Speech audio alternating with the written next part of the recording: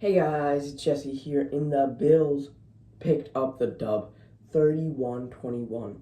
Now, this was a very close game for a majority of the game, being 14-14 at one point, being 21-21 at one point, and it was 28-21, looking like the Dolphins were going down to tie it, and Josh Allen was going to have a 2-minute drill to try to take the lead. But Terrell Bernard, our defensive captain, stepped in front and got that INT. And then James Cook pounded it and pounded it. Matt Prater kicking the field goal. That resulted in the end of the game. Now, this is a great win for the Bills team. I think we did awesome against the run. But then when Ollie Gordon came on the field, we just could not tackle Ollie Gordon. Like, when it comes to power backs, we're not good anymore.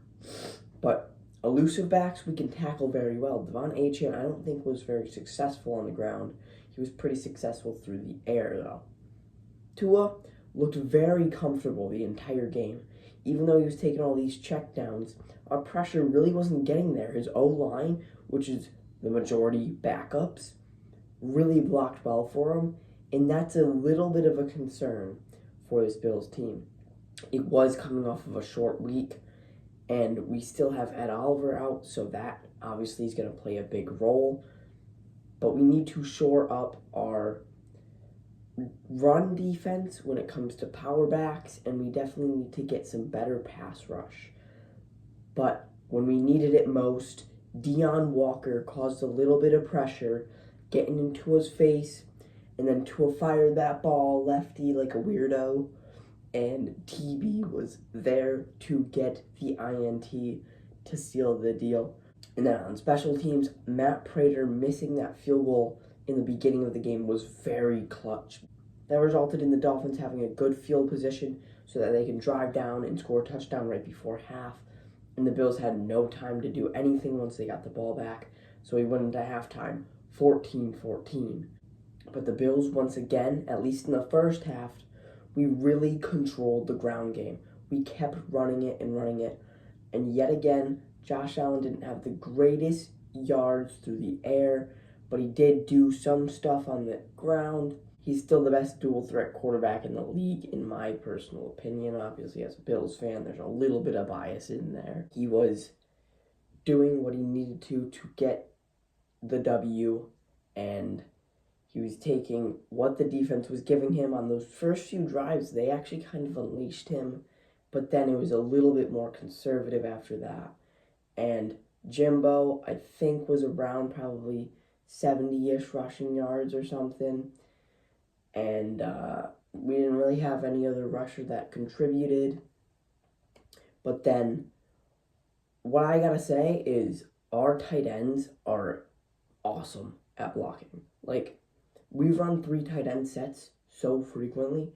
I swear we at least had 15 plays with 3 tight ends on the field, or 2 tight ends and a fullback.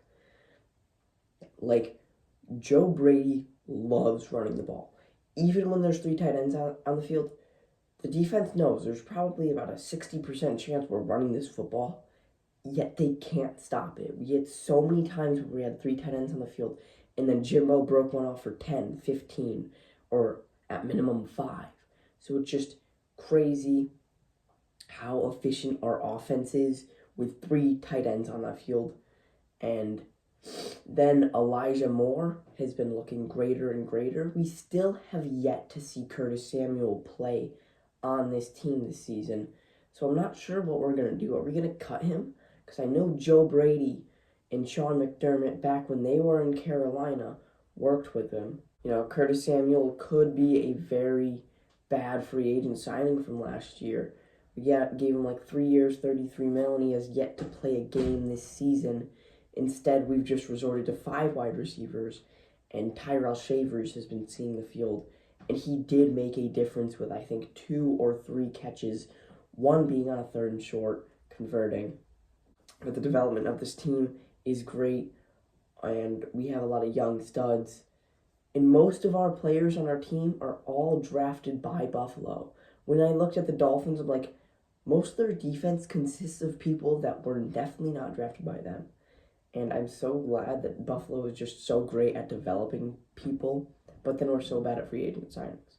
So as always, I hope you guys enjoyed. Make sure to like, subscribe. See you in the next one. Peace.